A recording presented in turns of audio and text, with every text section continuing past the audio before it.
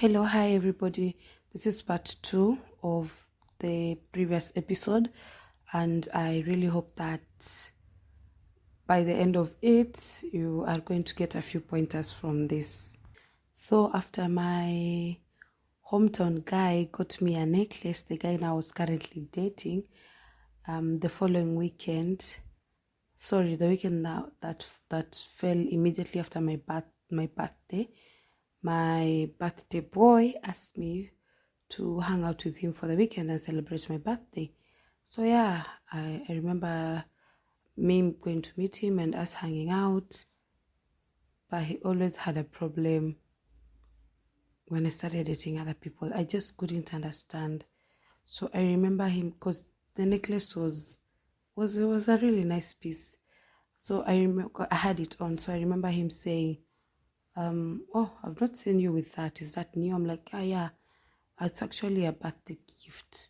So I just said it in passing because I didn't think it was a big deal. So he's like, "Oh, okay, who got that for you?" I'm like, "Oh, so this guy I'm seeing from my hometown, he got this for me as for my birthday." And then he goes all off on me. Like, "No, like I have been here all this time. Like, why would you start being with somebody else? And I'm here. I thought there was a possibility of this becoming something more and all that." And I'm like, I honestly thought you said you didn't want to do this anymore. So what has changed? What is different now? Is it that I'm dating that now you're saying that is something you want? Honestly, now in hindsight, I do know that was gaslighting and it was wrong, but then I couldn't see it like that. I just think I was naive. I also had a very twisted how can I put this correctly? I had a very twisted way of what love was, what love meant. My understanding of that was very, very twisted, and I believe most of us can attest to this. Anyway, on something to note is my best friend at the time really never liked this guy. Okay, she didn't also like the current guy I was dating, aka my home guy, but she didn't like birthday boy at all. She kept on telling me, "You deserve better. I don't know why you let this guy do this to you," But like I said, naivety and the beliefs of what I thought love was at that time was very, very different. So she kept on telling me, "No, don't allow him do this to you. Please don't end another relationship on the basis of hope that this particular person is going to now to get everything together and act right, quote unquote, and now officially ask you to be his girl, and you girls start to date." Unfortunately, I didn't listen, and I still went on to continue getting wrapped around this particular guy, even when I could really see that there was nothing constant with him. Honestly, it was either extreme highs or extreme lows, if I can say that. Like, he was either really sweet to me or he wouldn't. He was just nonchalant, like I didn't exist. It was very confusing for me at that time. Being so young, it was just really confusing for me because I couldn't understand. Like, I couldn't understand what was really going on with this particular person. And for a very long time, it really affected how, even after him, the relationships I got into until my current relationship, it really affected how I viewed relationships and how men are supposed to treat women. I'm not to say he was abusive or violent or anything of the sort. No, he wasn't.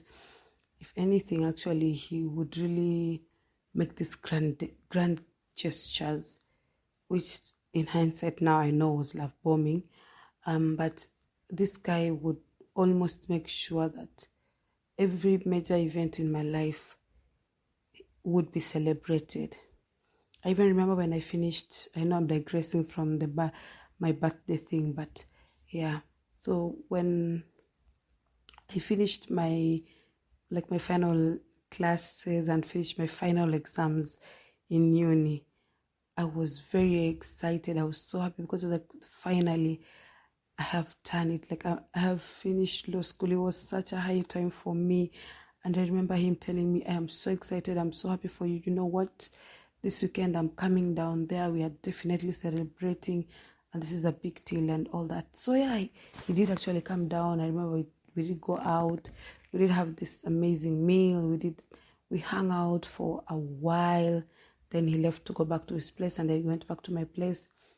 And all the time he would come to my place or would meet, he would have chocolates or just something to give to me, but never constant, never definitive, never spoke his mind straight up and said, this is this and this is that.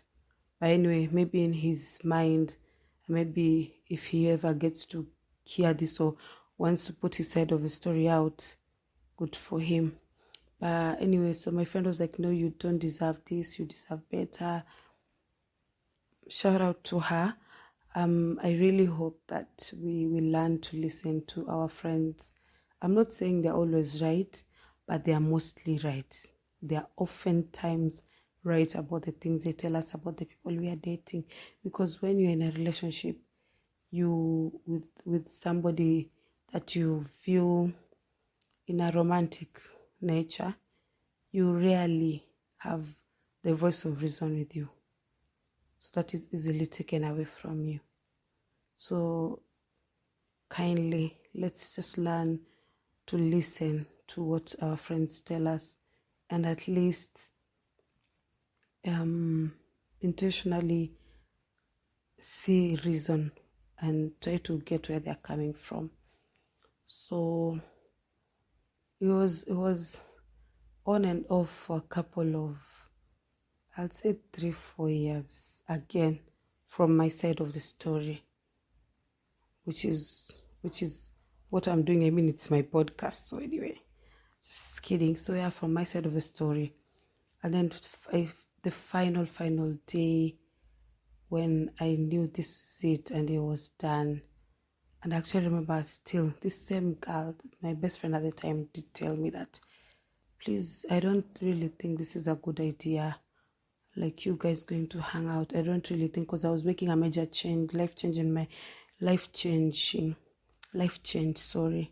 I was leaving the city I had been for like 6 years because of uni and all, and I was moving back to my hometown. So we were like to just meet, hang out, and say our goodbyes and whatever. And I remember best friend telling me, I don't really think it's a good idea. I know how you are a very emotional person. You just have the biggest heart, and I'm really afraid that most times that is used against you negatively, and sometimes you don't even notice it.